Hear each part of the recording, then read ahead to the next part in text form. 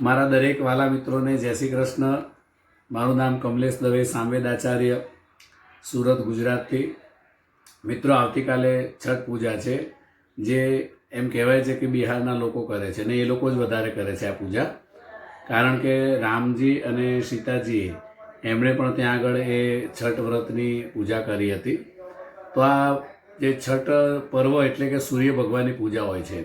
આજે એ પૂજાનો બીજો દિવસ છે। ગઈકાલે નહાય ખાય હતું, એટલે દૂધીનું શાક, ચણાનું શાક બનાવવું કમ્પલસરી હતું। એ એક ટાઈમ જમવાથી શરીરની અંદર તબિયત સારી રહે છે। આજે હતી ખરના પૂજા, એટલે કે સાંજે ભગવાનની પૂજા કરી, ગણપતિ અને સૂર્ય ભગવાનની પૂજા કરી અને ગોળની ખીર બનાવીને એનો ખાલી પ્રસાદ લેવાનો, અને આખા દિવસ કંઈ જમવાનું નહીં। આવતીકાલે સાંજે સૂર્ય જ્યારે ડૂબશે એટલે કે સૂર્યાસ્ત થશે એ વખતે બધા એમને અર્ઘ્ય આપશે। તો અડધો કલાક પહેલાં ત્યાં નદીની અંદર, તળાવની અંદર, સમુદ્ર હોય તો ત્યાં આગળ, ને ના કોઈ વ્યવસ્થા હોય તો મોટું કોઈક જળપાત્ર ભરી અને એની અંદર એ લોકો ઊભા રહે છે અને ભગવાન સૂર્યને અર્ઘ્ય આપે છે। આ પર્વનું બહુ જ મહત્ત્વ છે। સૂર્ય ભગવાનની પૂજા, ઉપાસના કરવાથી આપણાને દરેક પ્રકારની સુખ અને શાંતિ મળે છે। તમે જો બિહારના જે બહેનો પૂજા કરશે, એ નાક ઉપરથી લગાવી અને માથા ઉપર સુધી સિંદૂરનું તિલક લગાવવામાં આવે છે। એવું કહેવામાં આવે છે કે આટલું લાંબુ તિલક કરવાથી પતિની આયુષ્ય સારી થાય છે, પતિનું આયુષ્ય લાંબુ થાય છે। એના સિવાય પણ કોઈના ત્યાં સંતાનો ના હોય તો એની જો બાધા રાખે અને આ પૂજા કરે તો એનાથી સંતાનની પણ પ્રાપ્તિ થાય છે।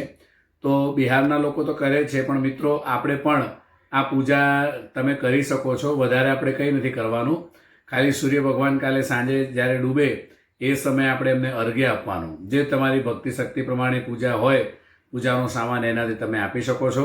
પૂજાની અંદર વિશેષ કંઈ હોતું નહોતું, એક સુપડું હોય છે, એ સુપડું લઈને એની અંદર બધા ફળ ફ્રૂટ ભરવાના, ભગવાનનો પ્રસાદ મૂકવાનો અને ગોળ ગોળ પ્રદક્ષિણા કરતાં કરતાં સૂર્ય ભગવાનને જળ અર્પણ કરવાનું છે। એવી રીતે અર્ઘ્ય આપવામાં આવે છે। અને પરમ દિવસે સવારે વહેલા સૂર્ય જ્યારે ઉગે એ પહેલાં જ એ લોકો નદીની અંદર ઊભા રહે છે, જળની અંદર, અને ઉગતા સૂર્યને તરત જ એ લોકો અર્ઘ્ય આપે છે। એમ 36 કલાકનું આ મોટું વ્રત છે। આ વ્રતનો ખૂબ જ મહિમા છે। મિત્રો, જો તમને ફાવે આવતીકાલે સાંજનો અર્ઘ્ય, પરમ દિવસનો સવારનો અર્ઘ્ય, તો તમે પણ જરૂર આપજો, અને સૂર્ય ભગવાનની કૃપા તમારા ઉપર પણ રહેશે। જો આ વિડીયો સારો લાગે તો શેર કરજો, સબસ્ક્રાઈબ કરજો, કોમેન્ટ કરજો અને લાઈક કરજો, અને આગળ મોકલતા રહેજો। જય શ્રી કૃષ્ણ।